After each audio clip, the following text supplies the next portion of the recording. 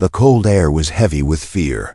People gathered behind thick glass walls, staring into the center of the military lab.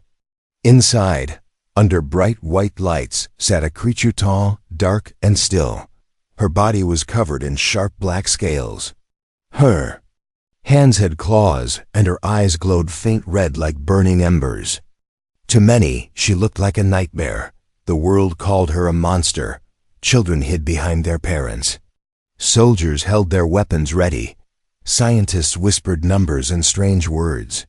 Journalists outside the facility screamed into their cameras. She is dangerous. She destroyed a city block. She must be controlled or killed. But the monster did not move. She sat on the cold metal floor of her cage, hands resting on her knees, head slightly lowered, chains wrapped around her arms and legs. A thick collar buzzed with electricity around her neck. She looked more like a prisoner than a killer. Far behind the crowd, one man stood silent.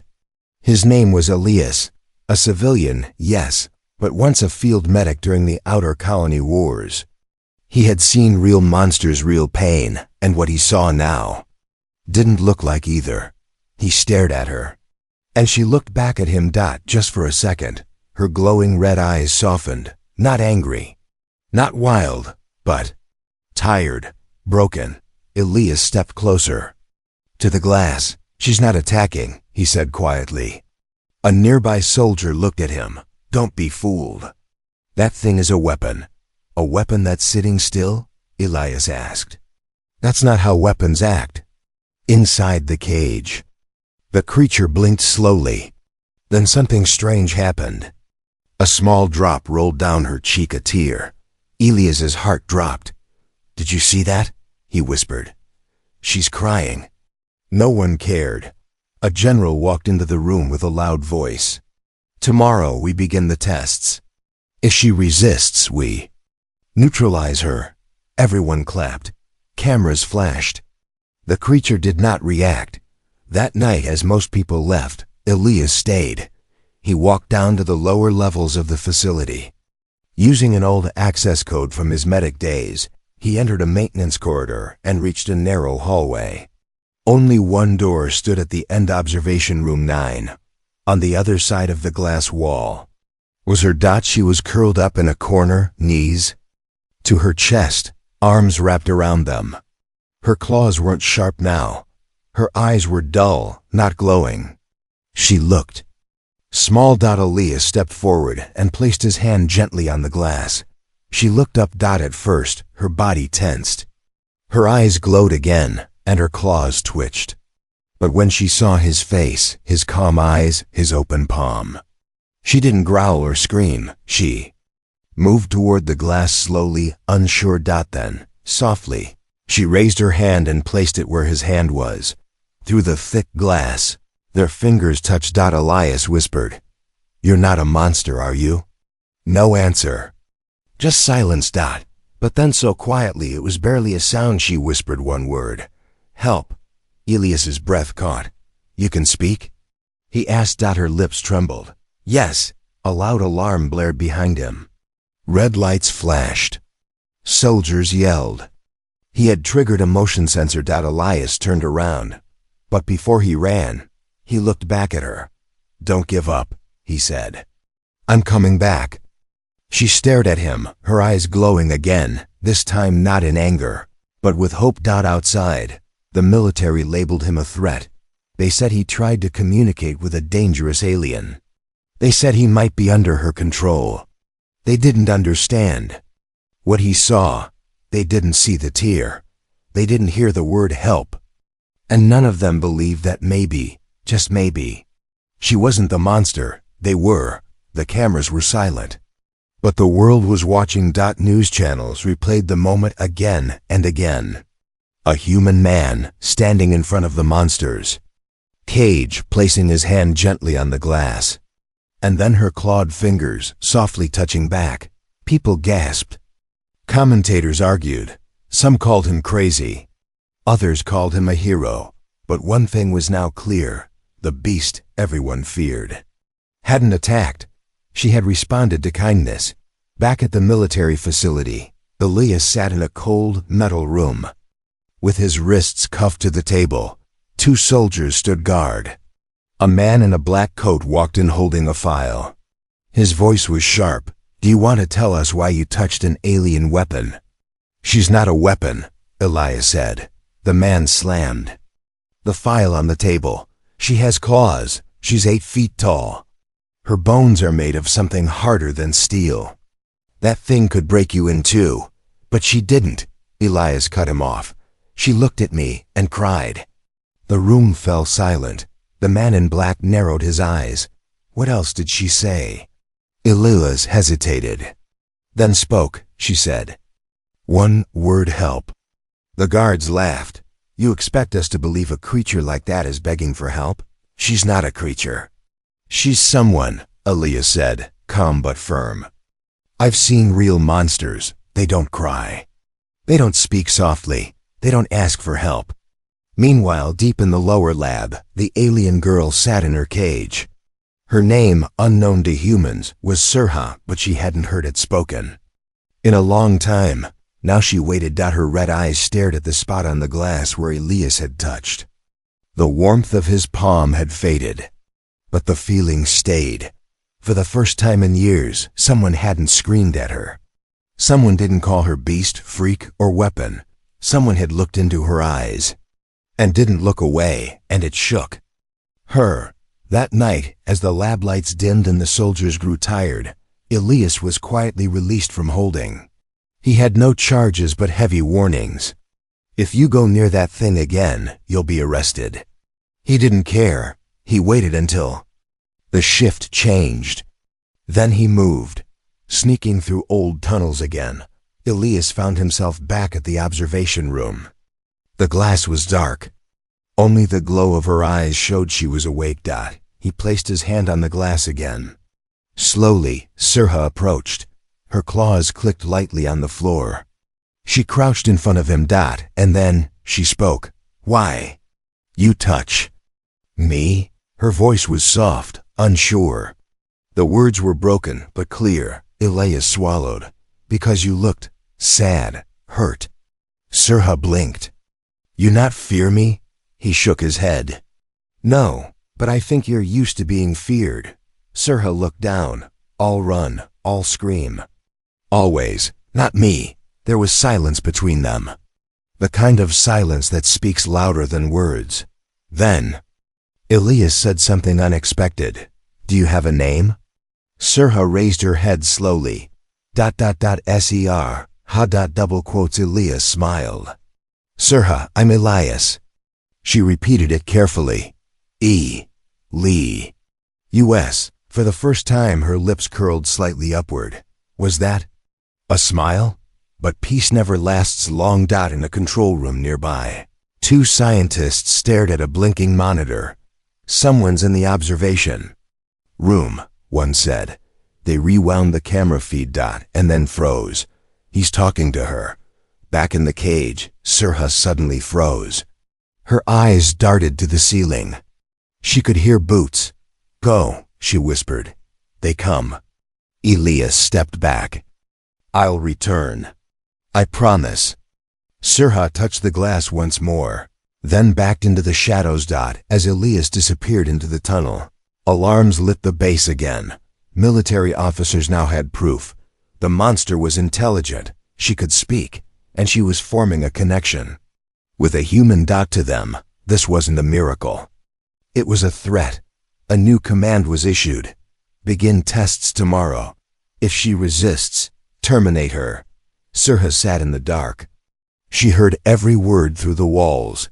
Her claws dug into the floor. Not from anger, from fear. She didn't fear death. She feared never seeing Elias again. The one who touched her. The one who listened. The one who called her someone. The first sound wasn't her voice. It was a heartbeat, fast, nervous, trembling. Not Elias's. Hers. Alone in her cage, Sirha pressed her ear against the cold metal wall. Outside, soldiers prepared the lab. Weapons were checked. Tools sharpened. Machines powered up with humming menace. They were coming, Not to study, not to understand, but to break her. She wasn't afraid of pain. She had survived worse, but she feared something else now. Losing the only being who had ever looked at her without fear. Earlier that morning, Elias was pulled from his bed by 2 officers. "You're being relocated," they said coldly. He didn't fight them. He simply asked, "What are you doing?" To her, the officers didn't answer. They threw him into a small white room. No windows, no clock, just silence. But silence couldn't quiet Elias's thoughts. He had seen too much to forget. He remembered her voice. One single word. Help. He remembered the way she said it, not as a command, not as a threat, but like a child lost in the dark. At the same time, Sirha's cage opened. She didn't move. 6 soldiers stood ready, weapons aimed at her heart. A scientist in a long coat stepped forward. "She speaks. We heard her. That means she understands pain too. Begin the tests." Sirha stood slowly. Her hands were raised, not in violence, but in surrender. But they didn't care. They dragged her into a clean, bright room. Straps locked her limbs to a cold metal table. Lights above her buzzed as machines circled. One man pressed a sharp tool to her skin. "Just tell us what you are," he said. She didn't speak. He pressed harder. Her muscles tensed. Her eyes shut tight. Then a scream filled the room. Not a scream of rage. Not of power. A scream of sorrow. "I didn't choose this." "Body," she cried out. The room went still. One scientist paused. "She didn't choose?" Sirha opened her eyes. "They changed me. My own kind. I was a healer. A gentle one. But they said I was too weak. They made me into this." Her voice cracked. "And now everyone fears me." She turned her head toward the mirror, knowing they were watching. "I just want to be free," she whispered. "Please, let me go. Please." In the white holding cell, Elias heard the voice through the wall speaker. He stood up fast. "That's her. That's Sirha." He yelled. The guard outside banged on the door. "Stay down." Elias didn't listen. He slammed his fists against the wall. "You're hurting someone who never wanted to hurt anyone," he shouted. "She's not a monster." But no one came. In the lab, one young technician hesitated. Her hands shook as she held a tablet. She looked at Sirha strapped down, crying, whispering for mercy. "She's not lying," the girl said quietly. "I think she's telling the truth." The lead scientist ignored her. "Turn up the intensity." The machines whirred louder, but suddenly, crack. The glass in the mirror wall split slightly. Not from Sirha, but from within. The scientist turned, confused. Sirha blinked. "Elias, please." Far away in the holding cell, Elias felt something. Deep inside him, rage, fire, purpose. He looked at the lock. The vent, the tiny panel near the door. He had been a medic once, but he also knew tech. How to break it. He started working with his belt buckle, wire from his boot, and an old trick he used during wartime. He whispered to himself, "I'm coming, Sirha. Just hold on." Back in the lab, the machines paused. A system glitch appeared. On the screen, the straps around Sirha's arms clicked loose. Someone was overriding the system. The guards raised their weapons, but Sirha didn't attack. She simply stood. Her voice was shaking. "I don't want to fight." One man stepped forward, then died quietly. Just then, boom. The lab door burst open. Elias stood there, breathing hard, fire in his eyes. Everyone froze. He looked at her. Her claws. Her glowing eyes. Her trembling form. And he didn't flinch. He walked up to her. Slowly. The guards shouted, "Don't get close. She's dangerous. She'll kill you." Elias ignored them all. He reached out and touched her hand. Her claws retracted. Her breathing slowed. And in that moment, the monster vanished. Only Sirha remained. He didn't wear chains. But he may as well have. Elias stood in the middle of the courtroom, surrounded by fear, anger, and silence. Giant screens showed images of him holding Sirha's hand, standing beside her in the lab. Unafraid, the world had seen it all. And now, the world was ready to judge him. A tall woman in a red uniform stepped forward. She was the chief of public order, Judge Helrix. Her face was sharp, her voice sharper. You are Elias Ward, former medic, civilian. You are charged with treason, interference with military operations, and aiding a hostile alien. How do you plead? Elias looked around, so many faces. Some filled with hate, others with curiosity. I don't plead, he said quietly. I speak the truth. The court rustled. Whispers spread like wildfire. Judge Helrix narrowed her eyes. Very well, then speak. Tell us your version of this truth. Outside the courtroom, crowds were gathered. Some held signs.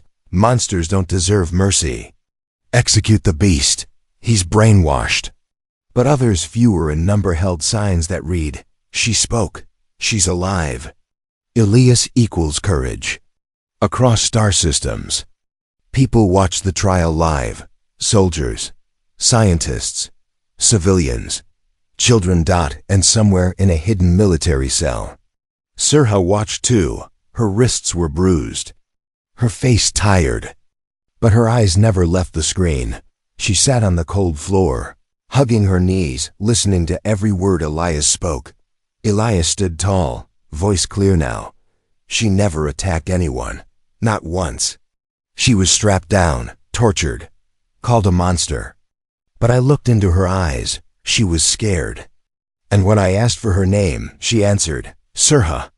The courtroom remained silent. She told me what happened, he continued. Her own kind changed her, mutated her body, forced her into war, but she was never made for violence. She was a healer, a gentle soul, trapped in something terrifying. A military general stood up. Lies, that creature is a weapon. Then why hasn't she killed anyone? Elias fired back. You locked her up, hurt her, shouted at her, but she never harmed a single soul. Another officer barked. She could be tricking you. Playing. Weak, waiting to strike. Elias stepped closer to the court panel. She could have killed me 10 times. But instead, she cried. She begged. She touched my hand and said, help. The last word echoed through the chamber. Back in her cell, Sirha closed her eyes. That moment, the memory of her fingers against the glass, Elias's warm voice, it gave her strength. It reminded her she wasn't alone, a young guard watching. Her shifted uncomfortably. Are you really what he says? He whispered. She didn't answer. She just whispered one word, truth.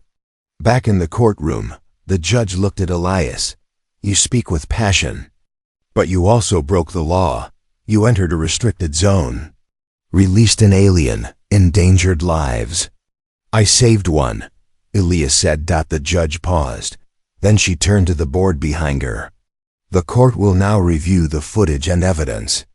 The trial will continue tomorrow. The gavel hit.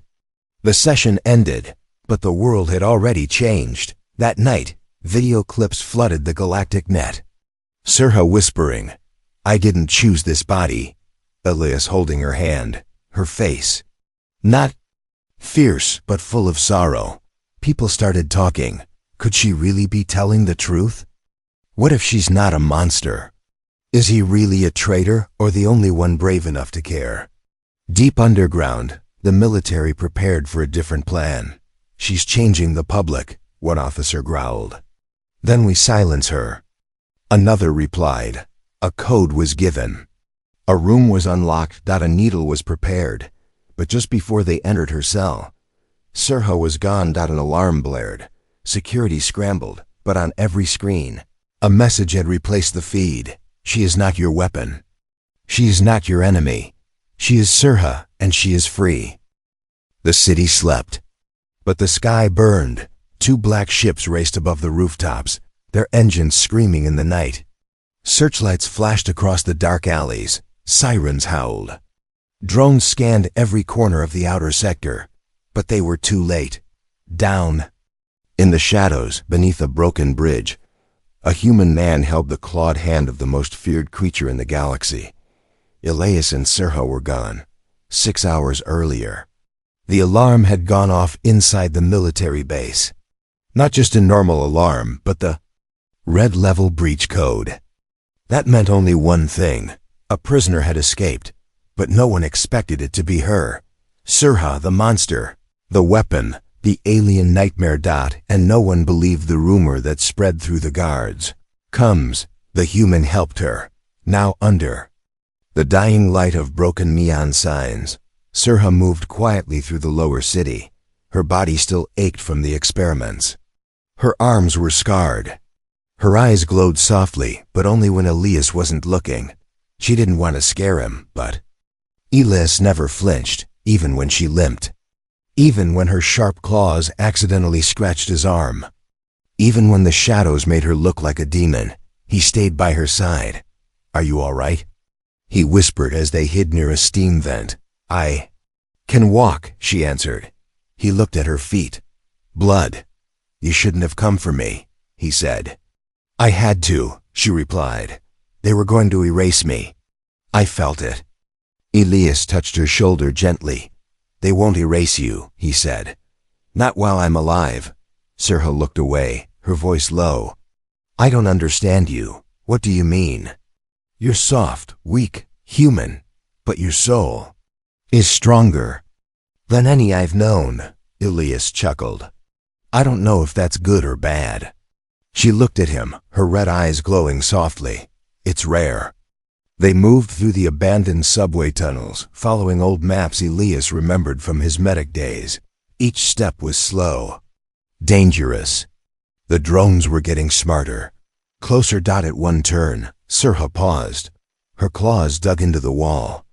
"They are near." Elias pressed his back against the concrete. "We need to lose them, fast." Suddenly, Sirha grabbed him, pulled him close, and leapt into a deep shaft below. They dropped like stones, and then silence. When Elias opened his eyes, he was on soft dirt. The air was warmer here, natural. He looked around. They were in an old underground greenhouse, forgotten by time. Plants still glowed faintly from biotech roots. It was peaceful. He turned. Sirha stood there, breathing hard, her chest rising and falling. "That's the second time you've saved me," he said. She tilted her head. "You saved me first." They sat together in the dirt, resting. For a moment, the war above didn't exist. Elias finally asked, "Why did your people do this to you? Why turn you into this?" Sirha closed her eyes. "My people believe in perfection, power. Only the strongest survive. I was gentle, a healer. They said I wasted my gifts. So they forced you to become a weapon. Yes, they took me, cut me, changed me, not just my body, but my name, my life, my hope." Elias listened quietly. "No one fought for me," she whispered. "Not until you." He didn't answer with words. He simply reached out and took her clawed hand. In his, warm, steady, she stared at their hands, confused. "You aren't afraid?" He looked into her glowing red eyes. "Not of you," her voice broke. "You should be. I don't know what else they put inside me. What if I lose control? Then I'll remind you who you are," he said. "You're Sirha, not a monster, not a weapon. Just Sirha." A sound echoed above them. Buzzing. Drones. The moment was gone. Sirha stood, eyes sharp now. "We must move." "Where to?" "There's a hidden port on the edge of the ruins. If we reach it, I know a ship that still listens to my voice." Elias raised an eyebrow. "You mean it obeys you?" "No, it remembers me, from before I was changed." They began to move again. Above ground, the military closed in. A fleet ship hovered in the sky. Sniper bots scanned the ruins. The general barked orders. Bring the monster back, or kill her where she stands. Back underground, Elias and Sirha reached a steel door covered in roots. She placed her hand on the panel. A soft voice echoed, "Welcome back, Sirha." The door creaked open. Light spilled in, but behind them, footsteps. Before she was a weapon, she was a melody. A healer, a singer, a bringer of life. But no one remembered that anymore, not even Sirha until this moment. The old ship's door hissed open. Warm light touched her skin, and something inside her stirred. Something forgotten. Elias stepped beside her, blinking against the glow. "This ship, it's alive?" he asked. Sirha nodded. Her voice was almost a whisper. "It remembers the real me." Behind them, bootsteps thundered through the tunnel. Voices shouted. They had been found. Sirha turned slowly. Her eyes began to glow, not red like before, but golden. The soldiers raised their weapons. "On your knees, both of you. Do it now or we open fire." Elias raised his hands. "Wait, she hasn't hurt anyone." But Sirha didn't kneel. She stepped in front of Elias, shielding him with her body. Her arms spread wide. Her claws flexed, but not for attack. She didn't want to fight. But she would not run anymore. One of the soldiers shouted, "She's powering up. Take her down." Elias screamed, "No, stop." Too late. A shot fired. The sound was sharp like thunder inside a coffin. Elias braced for pain. But nothing hit him. When he opened his eyes, Sirha was still standing. The bullet had struck her shoulder. She didn't cry out. She looked down at the wound. Purple blood ran down her arm. Her body began to change, not into something monstrous, but something beautiful. The metal of her skin shimmered like polished stone. Her sharp claws folded into long, graceful fingers. Her posture straightened. Her face softened. She looked less like a beast and more like a queen. The soldiers paused, confused, trembling. What is she?" Elias looked at her in awe. "Your real form?" Sirha nodded slowly, glowing with calm energy. "The one they buried, but couldn't destroy." A drone buzzed above and fired a blast of heat. Sirha raised one hand. Boom! A wave of golden light burst from her palm and slammed into the drone, but didn't destroy it. It floated to the ground, gently powered off. She wasn't using force to kill. She was neutralizing without harm. One soldier panicked and charged. "She's playing mind games. Shoot her." But Sirha didn't move. Instead, the floor beneath the soldier cracked. Vines from the tunnel's biotech roots wrapped around his legs, pulling him down, not to hurt, just to stop him. He screamed, dropped his gun. She could have broken him. She didn't. Single quotes. Elias watched, heart pounding. She wasn't fighting with rage. She was defending with grace.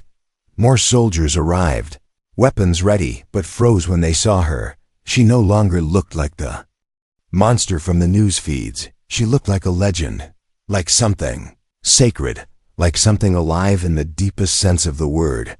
One soldier lowered his rifle. Then another. And another. A commander shouted, "Stand down, all of you." "That's an order." But it was too late. The fear had broken. They saw her now, not as a beast, not as a threat, but as someone. Sirha looked back at Elias. "You believed in me when I couldn't believe in myself." He smiled. "I only saw what was already there." She reached out and placed her hand over his heart. "It was your light," she said, voice full of emotion, "that brought mine back." But then her face tensed. Her glowing hand dropped. "We must go. There's another coming. Not like them, something worse." Elias frowned. "What is it?" She turned toward the sky. "The ones who created me, they found me. In orbit. Above the planet, a massive alien ship uncloaked. Black, cold, silent. Inside it, figures watched the scene through a monitor. One of them hissed, "The experiment has evolved beyond our design. Another replied, then we will erase it. Back on the ground, the ship Sirha had activated began to pulse with energy. Elias looked at her. Can we get out in time? She nodded. Yes, but this time, I'm not running. From who I am, I'm running toward who I want to be. The doors closed behind them. The ship lifted and far below. The world that once feared her now looked to the sky, not with hate, but with wonder. The stars looked quiet, but something was coming through them, not peace, not light. A shadow. The alien ship that created Sirha now hovered above the planet, massive and silent like a giant tomb, black like deep water, cold like forgotten pain. Inside it, they waited, the ones who had taken her name, her past, her voice. On board the smaller ship, Elias stood beside Sirha as they moved through orbit. The controls glowed beneath her fingers, responding to her touch, her DNA, her will. This is the ship that knew you before? Elias asked. Sirha nodded. Her eyes, now glowing softly gold, stared forward. It's the last piece of me they didn't rewrite.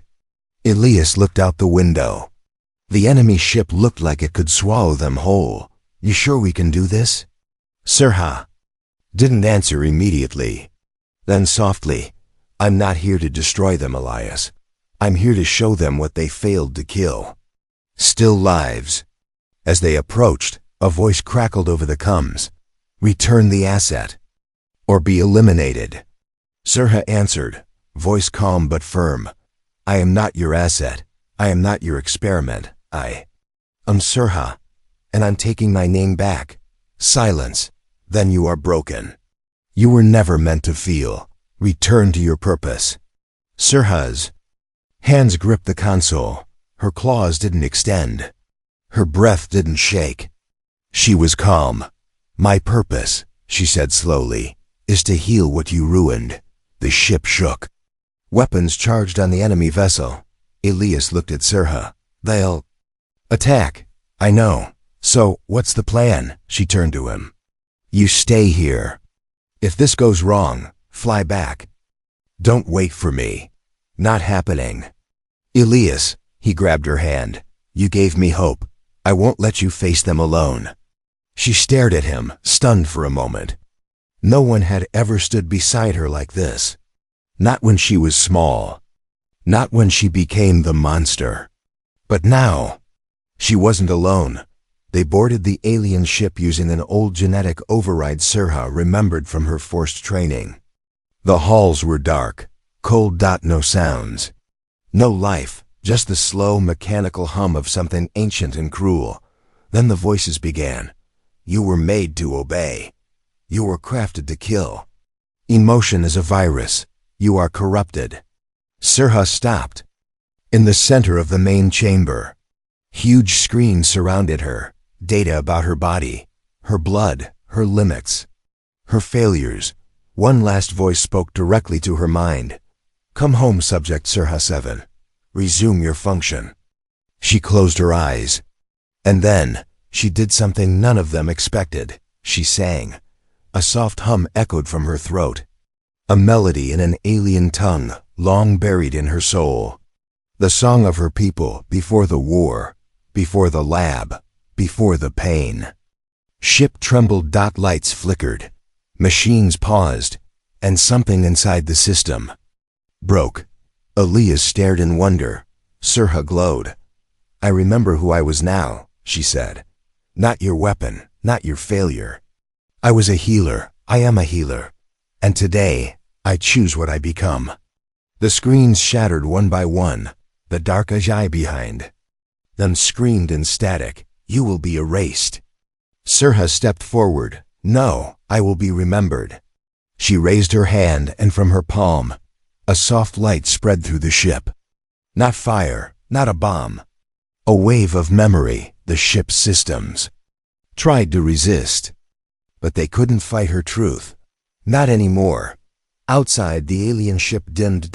Then went completely dark. No explosion. No war. Just silence. And peace. Elias and Sirha returned to the planet weeks later. But the world had changed. News reporters didn't call her the monster anymore. They called her the one who chose peace, the golden voice, the hero who healed herself. Children waved when they saw her. Adults stepped aside, but not out of fear, out of respect. And Sirha, she began to smile more. She helped rebuild the broken. She taught others how to use power without pain. She planted gardens where labs once stood, and at her side, always, was Elias. One quiet night, under a glowing tree, Elias asked her, "Do you still hear the voice of the past?" Sirha nodded. "But now," she said softly, "your voice is louder."